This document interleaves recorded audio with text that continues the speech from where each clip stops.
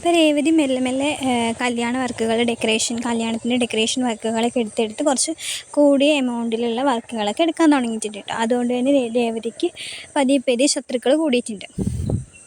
അപ്പോൾ അങ്ങനെ ഇരിക്കെ രേവതിക്ക് വലിയൊരു ഓർഡർ വരികയാണ്. പക്ഷേ ആ ഓർഡർ എടുക്കണമെങ്കിൽ അതിന് മുന്നേ നമ്മൾ കുറച്ച് ക്യാഷ് അവിടെ കെട്ടിവെക്കണം. ഒരു 2 ലക്ഷം രൂപയൊക്കെ അതിന് മുന്നേ അവിടെ കെട്ടിവെക്കണം കേട്ടോ. അപ്പോൾ അങ്ങനെ കെട്ടിവെക്കാനുള്ള പൈസ രേവതിയുടെ അടുത്ത് ഉണ്ടായിരുന്നില്ല. പക്ഷേ അവിടെ വലിയൊരു ഓർഡർ അല്ലേ, അത് ഓർഡർ ചെയ്ത് കഴിഞ്ഞിട്ട് ഇതിന് കൂടുതൽ ലാഭം നമുക്ക് കയ്യിൽ കിട്ടും. അപ്പോൾ ഈ കടമൊക്കെ തീർക്കാം, കുറച്ച് പൈസ നമുക്ക് കയ്യിലും വെക്കാമെന്ന് വിചാരിച്ചിട്ടും രേവതി ആ പൈസ സംഘടിപ്പിക്കാൻ കേട്ടോ. അപ്പോൾ രേവതിക്കൊരു എതിരാളി ഉണ്ട് കേട്ടോ ഇതിൽ, രാധാമണി എന്നാണ്. അവരാണ് ആദ്യം വലിയ വലിയ ഓർഡേഴ്സൊക്കെ എടുത്ത് തന്നത്. പിന്നെ രേവതി വന്നതോടുകൂടി രേവതിക്ക് ആ ഓർഡറുകളൊക്കെ കിട്ടാൻ തുടങ്ങി. കാരണം രേവതി നല്ല രീതിയിൽ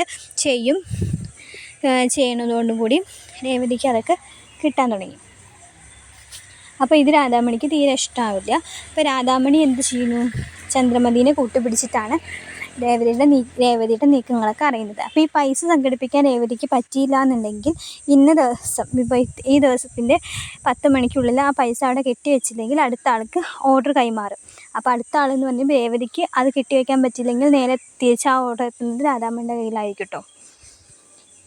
അപ്പോൾ രേവതി പലരുടെ നിന്നും കടം വാങ്ങിയതും പിന്നെ കുറച്ച് പൈസ കടം വാങ്ങിയിട്ടുണ്ടായിരുന്നു. ബാക്കി പൈസ അവൾക്ക് കൊടുക്കുന്നത് ദേവുവാണ് കേട്ടോ. ദേവു അപ്പോഴേക്കും ജോലിക്ക് പോകാൻ തുടങ്ങിയിട്ടുണ്ടായിരുന്നു. അപ്പോൾ ദേവുവിൻ്റെ സേവിങ്സും ദേവുവിൻ്റെ ഫ്രണ്ടിൽ നിന്ന് കടം വാങ്ങി കുറച്ച് പൈസയും കൂടി കൂട്ടിയിട്ടാണ് 2 ലക്ഷം രൂപ രേവതിയുടെ കയ്യിൽ കൊടുക്കുക. അപ്പോൾ രേവതിയെ കിട്ടിയ സന്തോഷത്തിൽ അതപ്പോൾ തന്നെ മണ്ഡപത്തിൽ കൊണ്ടുപോയി കൊടുക്കാം, 10 മണിക്ക് മുന്നേ കൊടുക്കാമെന്ന് പറഞ്ഞിട്ട് ആ പൂ കെട്ടുന്ന ചേച്ചിമാരെയും കൂട്ടിയിട്ട് ചേച്ചിമാർ വിളിച്ചു പറഞ്ഞു. അവർ ഓട്ടോയിൽ വരാമെന്ന് പറഞ്ഞു. ഇവൾ പൈസ എടുത്തിട്ട് ഒരു കവറിലൊക്കെ ആക്കി കൈ പിടിച്ചിട്ട് മണ്ഡപത്തേക്ക് പോകാൻ നിൽക്കുകയാണ്. അപ്പോൾ ഇത് ചന്ദ്രമതി കാണുന്നുണ്ട് കേട്ടോ. അങ്ങനെ ചന്ദ്രമതി ഇത് രാധാമണീനെ വിളിച്ച് പറയുകയാണ്, ഇങ്ങനെ രേവതി പൈസ റെഡിയാക്കിയിട്ടുണ്ട്, അവൾ മണ്ഡപത്തേക്ക് ഇറങ്ങിയിട്ടുണ്ട് പറയുകയാണ്.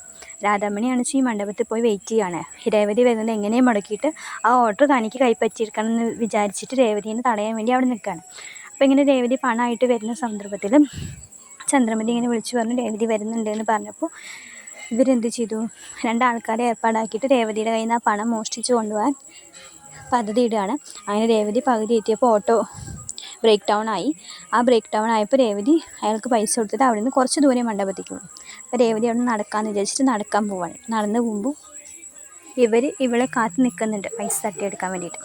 അങ്ങനെ ഇവർ വന്നിട്ട് പിന്നാലെ വന്നിട്ട് പൈസ തട്ടിയെടുത്തിട്ട് വണ്ടി സ്റ്റാർട്ട് ചെയ്ത് പോകുമ്പോൾ ഇവൾ പിന്നാലെ പോയി പിടിക്കാൻ നോക്കും, പക്ഷേ കിട്ടില്ല. അപ്പോൾ ഇവളെ ഉന്തിയിട്ടിട്ട് അവർ കടന്ന് കളയാണ് ചേട്ടോ. ഉന്തിയിട്ടതിൽ ഇവൾ കുറച്ച് മുറിയൊക്കെ ആവും, കൈയൊന്ന് മുറിഞ്ഞ് ചിരകി മുറിയൊക്കെ ചെയ്യും. ആകെ ടെൻഷനാവും, പൈസ പോയില്ലേ, അതിൽ അവൾക്ക് ആകെ സങ്കടമാവും. അവൾ അധ്വാനിച്ചുണ്ടാക്കിയ പൈസ അല്ലല്ലോ, ദേവുവിൻ്റെ സേവിങ്സാണ് പോയത്, ദേവു കടം വാങ്ങിക്കൊടുത്ത പൈസയും കൂടിയാണ് പോയത്. അതിൽ അവൾ ആകെ വിഷമിക്കും. അപ്പോഴേക്കാണ് ഈ ചേച്ചിമാർ വരിക, ഇവളുടെ പൂ കെട്ടാൻ സഹായിക്കുന്ന ചേച്ചിമാർ വരിക. അങ്ങനെ ആ ചേച്ചിമാർ വന്നിട്ട് ഇവളേനെ ആശുപത്രിയിലാക്കും. എന്നിട്ട് സച്ചിനെ വിവരം അറിയിക്കും. സച്ചി വരുമ്പോൾ ഇവളിങ്ങനെ കയ്യിലും തലയിലൊക്കെ കെട്ടൊക്കെ ആയിട്ട് ഡ്രസ്സ് ചെയ്തിട്ട് ഇരിക്കുകയായിരിക്കും കേട്ടോ.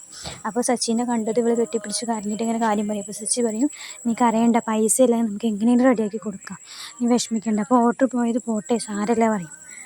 അങ്ങനെ അവർ തിരിച്ചു വരും കേട്ടോ. അപ്പോൾ ഈ വീട്ടിലെത്തിയപ്പോൾ ഈ ഓർഡർ പോയ കാര്യമൊക്കെ രവീന്ദ്രൻ അറിയുമ്പോൾ ചന്ദ്രമതിക്ക് സന്തോഷമാവുകയാണ് ചെയ്യുക, ശ്രുതിക്കൊക്കെ സന്തോഷമാവും. പക്ഷെ പൈസ പോയതിൽ രേവതിക്ക് നല്ല വിഷമം കിട്ടും.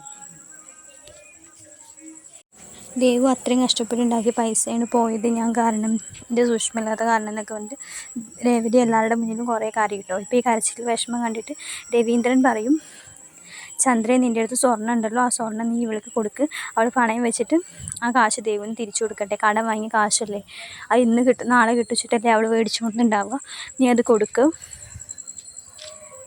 അവൾ പൈസ കിട്ടുമ്പോൾ രേവതി നിനക്കത് തിരിച്ചെടുത്ത് തരും എന്ന് പറയാനുണ്ട്.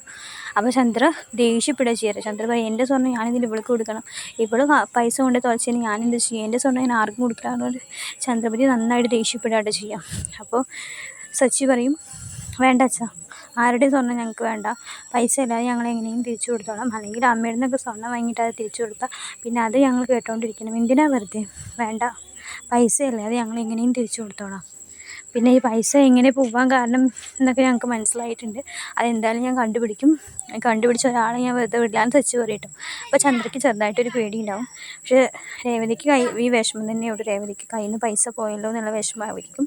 പിന്നെ ദേവും അമ്മയും അനിയനൊക്കെ കൂടിയിട്ട് രേവതിനെ കാണാൻ വരുന്നുണ്ട്. അപ്പോൾ ദേവ് പറയും പൈസയല്ലേ ചേച്ചിയെ, കുഴപ്പമില്ല, നമുക്ക് എങ്ങനെയും ഉണ്ടാക്കി കൊടുക്കാം, ചേച്ചിക്കൊന്നും പറ്റിയില്ലല്ലോ എന്ന് വിചാരിച്ചാൽ മതി, പൈസയുടെ കാര്യം എടുത്തൊന്നും ചേച്ചി ടെൻഷനാവും വേണ്ട, ഞാൻ എങ്ങനെയും കൊടുത്തോളാം, അത് ചേച്ചി ആലോചിക്കേ വേണ്ടാന്നൊക്കെ പറയട്ടു. പിന്നെ ഇവർ പൈസ കണ്ടുപിടിക്കുന്നതും സച്ചിൻ്റെ ഒരു നല്ല ബുദ്ധി കാരണം അവൻ്റെ ആദാമിൻ്റെ വീട്ടിൽ പോയിട്ട് ആ പൈസ കണ്ടുപിടിച്ച് തിരിച്ചു കൊണ്ടുവരുന്നതും ആ ഓർഡർ അവൻ്റെ കയ്യിൽ നിന്ന് കിട്ടുന്ന സീൻസൊക്കെ വരുന്നുണ്ട്. നല്ല നല്ല എപ്പിസോഡ്സാണ് വരുന്നത്. അപ്പോൾ വീഡിയോ ഇഷ്ടമായിക്കഴിഞ്ഞാൽ എല്ലാവരും ലൈക്ക് ചെയ്യാനും സബ്സ്ക്രൈബ് ചെയ്യണം. Thank you.